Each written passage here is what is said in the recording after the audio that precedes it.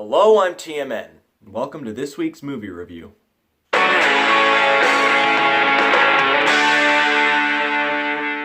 I don't know about you, but I'm just about ready to get this Godfather trilogy wrapped up.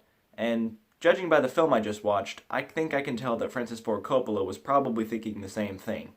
Because judging by how much this film rips off from the story of the first two films, it doesn't really seem like he had much of an original idea to go off of. Now, of course, that could be because of the studio pressurizing him to get the script finalized and the film released by Christmas, or it could just be because his film came out 16 years too late and by that time none of the actors or people involved really cared anymore.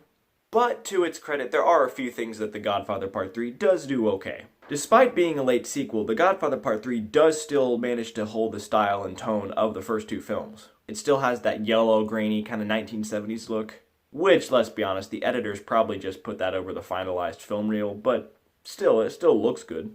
And as far as the set pieces and the locations and the acting and the performances and just the all-around feel of it, still felt like a Godfather movie. But overall, was this film really necessary? No. I mean, apart from having practically a scene-by-scene repeat of the first film, which if you've seen any of the Godfather films, maybe you'll know what I mean, this film just doesn't really continue the story very well. Now, from what I've heard by other people who have reviewed this movie, a lot of their complaints involve things like, oh, Michael wouldn't feel guilty about his past sins, and that is one of the main things this movie focuses on, is Michael in his old age is feeling guilty about all of his past crimes when he was the mob boss, and so now he's like trying to repent for all of his sins and all that stuff.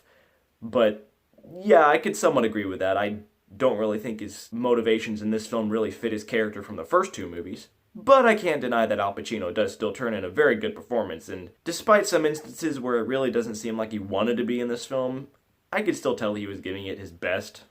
But from what I gathered by watching this movie, most of the story revolves around like some deal trying to be made with the Vatican or something. And also, Michael has this nephew named Vincent, who I swear is the love child of Mark Strong and Robert De Niro.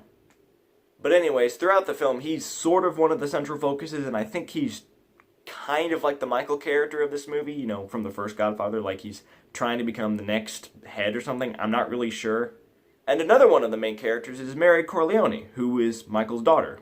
And an interesting fact that you may not know about is a lot of the family relations in the Godfather series are actually the exact same relations to the director himself. For example, Michael's daughter in the film, Mary Corleone, is the director Francis Ford Coppola's daughter, Sofia Coppola. And Michael's sister in the film is also the director's sister as well, in real life.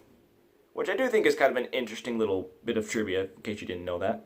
Does it really matter to my overall review of the film? No, but it is pretty interesting. But aside from that, the film also does have a couple other big-name supporting actors, namely Tuco, who plays one of the head mob bosses trying to take out Michael Corleone, and also this other guy, who looks a lot like Junior Soprano, but isn't. I suppose that is another credit I could give to this film, is that it did pave way for The Sopranos. But yeah, I know I'm probably being redundant at this point, but this film doesn't really add anything new. It does repeat a lot of stuff. I mean, even the soundtrack kind of just sounds like they just did a repeat of the first two film scores. Like, you know, it's all stock footage or something. But given the fact that I wasn't necessarily the biggest fan of the first two Godfather films, I can't really say that I loved or even hated this film in comparison. But even from my standpoint, I can still definitely see why people would not like this film as much. Overall, it really was an unnecessary film, and I'm sure if Francis Ford Coppola had had more time to perfect the script, maybe we would have gotten a better film. But like Robert Duvall said, in regards to not wanting to return for this film, The Godfather 3 was pretty much made just for the sake of making money. And yeah, there is definitely a lot of the nostalgic aspect in this film, which you can tell is just for the sake of making money.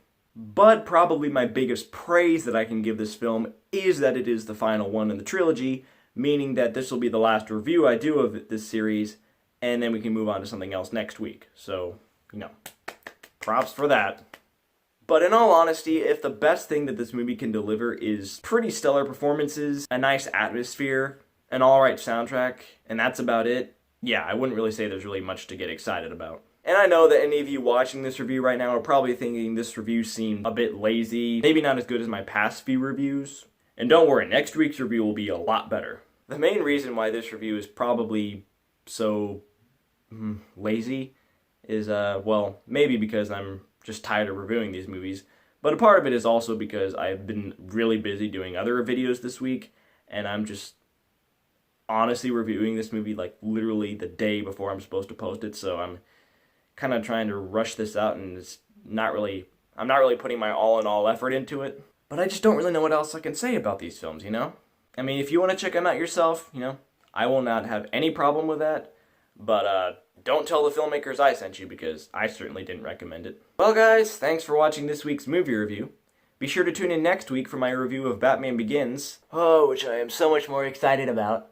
If you enjoyed this review, be sure to leave a like on this video, as well as leave a comment down below telling me your thoughts on the movie. Also, don't forget to subscribe, and hit that little bell icon next to the subscribe button, so you can be notified whenever I post.